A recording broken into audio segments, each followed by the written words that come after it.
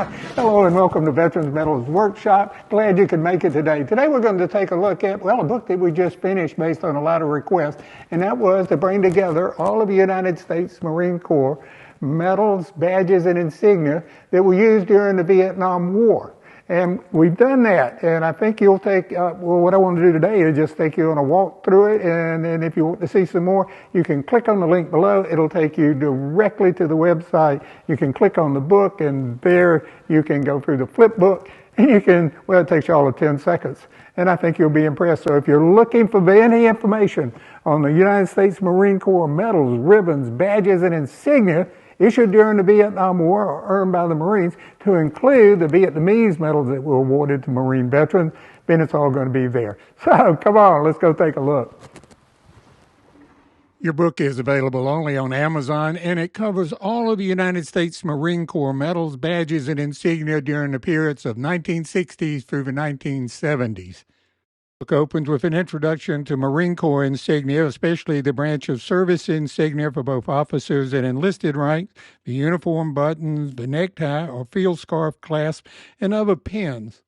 The next period covers the service and utility uniform insignia in the subdued format, and then the Navy Fleet Marine Force insignia for naval personnel serving with the Marine Corps, to include the eagle, ball, and anchor device that goes on their campaign ribbons. The next period covers the Marine Corps breast insignia, and it shows detailed examples as well as the criteria and description to include the Naval Aviator insignia, Combat Aircrew insignia, and the different parachute badges. It also takes a look at the Senior Explosive Ordnance Disposal, or EOD badges, the scuba badges, and the diver badges, as well as a nice overview of the rank insignia and service stripes. It then takes a look at all of the Marine Corps officer rank insignia, starting with the Commandant and going through Second Lieutenant, all of the Warrant Officer insignia, and the Marine Gunner insignia. Couldn't resist putting in the evening dress sleeve ornamentation. It was used during that period, well, for the people back in Washington, and it's still in use today. Here's a nice overview of Marine Corps enlisted rank and service insignia, and it covers the World War II enlisted rank insignia, the Korean War rank insignia, and then from 1958 to present, starting with the Sergeant Major of the Marine Corps and going all the way down to PFC. While you didn't see these identification badges in Vietnam, Marine Corps personnel serving on the Presidential Unit Detail received a Presidential Service Badge, and those for the Vice President received a Vice President's Badge, and those that worked in the Office of the Secretary of Defense wore the Secretary of Defense Identification Badge and the Joint Chiefs of Staff Identification Badge. A lot of former Marines probably saw the United States Marine Corps Military Police Badge when coming back from shore leave or past, maybe with a few drinks, but hopefully they didn't see the Marine Corps Military Police Corrections Badge. There's also all of the Marine Corps marksmanship badges, as shown, to start with the original ones back with the 03 Springfield up to the M1. Well, you didn't see Marine Corps marksmanship and trophy badges in Vietnam. Many Marines during the period of the 60s and 70s earned these distinguished shooting badges. On the right, you can see the aiguillettes, the breast cords and shoulder cords and fourragères that were worn by Marine officers and aides-de-camps. I believe a large white Marine Corps band aiguillette was discarded during this period because, it just got in the way of playing the instruments, and they started using the scarlet and gold breast cords. We also took a quick overview of Marine Corps shoulder patches, both official and unofficial, and while they were no longer on the uniform, they became very popular during the Vietnam War to mark different units. There's a very nice explanation of Marine Corps awards and decorations, and explains the difference between decorations, unit awards, service awards, marksmanship badges, and miniature medals, ribbon bars, and rosettes. There's a nice section that goes over the Marine Corps Vietnam Campaign Medals and the transition from the Armed Forces Expeditionary Medal to the Vietnam Service Medal, and it lists all the designated campaigns for the Vietnam Service Medal. And then there's a really neat display that shows you the medals that were awarded, well, when a Marine arrived in Vietnam, after 30 days service, after 6 months service, and then depending on the conduct and length of enlistment, whether or not he would receive a Good Conduct Medal. A little closer look at those examples that show you the medals authorized when you arrived in Vietnam, those that you would have been authorized after being in the country 30 days and may have earned 1 or 2 campaign stars by then after 6 months, the South Vietnamese Campaign Medal, and then depending on length of service, an enlisted Marine could also have earned a Good Conduct Medal. And all Marines in Vietnam would have been authorized the Republic of Vietnam Gallantry Cross Unit Citation.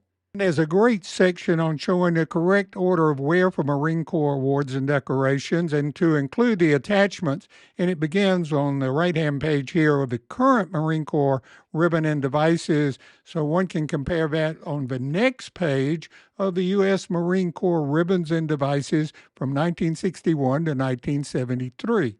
Then there's a very nice diagram that shows the placement of breast insignia, ribbons, and badges on the uniform and the option of wearing your ribbons a 1/4 of an inch, no, that's wrong, an 1/8 of an inch separation or flush mounted.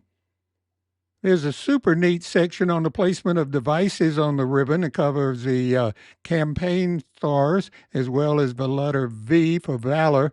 But most of all, it's probably the only place where Marine aviators can see how the air medal is done for individual and strike flights, as well as the variations from 1989 to 2006. And the right-hand page shows the correct placement of devices for decorations and service medals.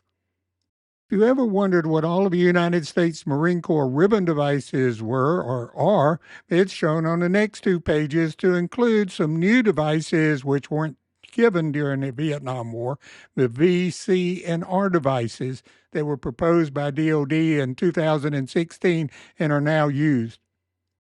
There's a neat display that shows you how the Marine Corps prescribes the wear of ribbon-only awards on the right breast of the full-dress uniform when large medals are worn, and then a nice section that talks about how veterans can wear their medals.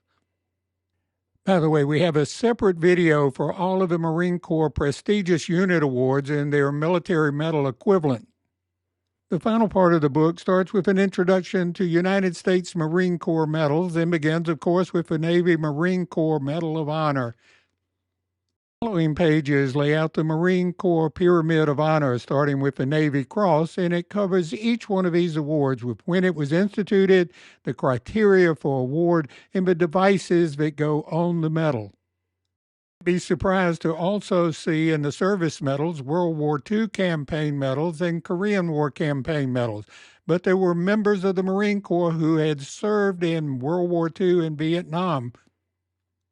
The U.S. Service Medals section also includes a Korean Defense Service Medal, which wasn't instituted until 2003, but it was backdated to 1954. So there were many Marines who served both in Vietnam or during the period of the 60s and 70s that also earned the Korean Defense Medal.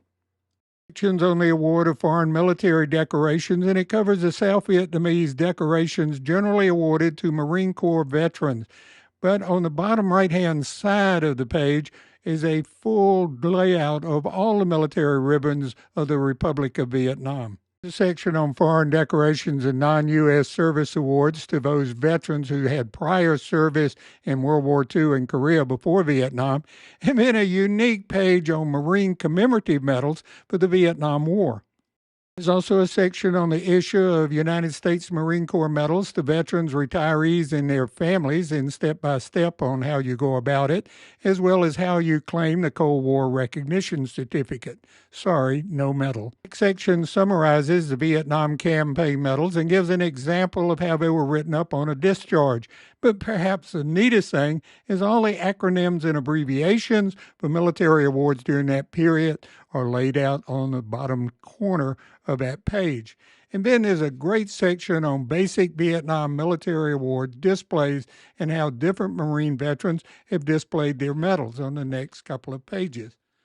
If you found this an interesting book, you might also be interested in the medals and insignia of the Republic of Vietnam and her allies, 1950 to 1975. I think that's the only book on the subject in existence. We also have a neat booklet called United States Marine Corps Military Ribbon and Medal Wear Guide. I think it's about 24 pages and a nice little summary. You can get it on the website.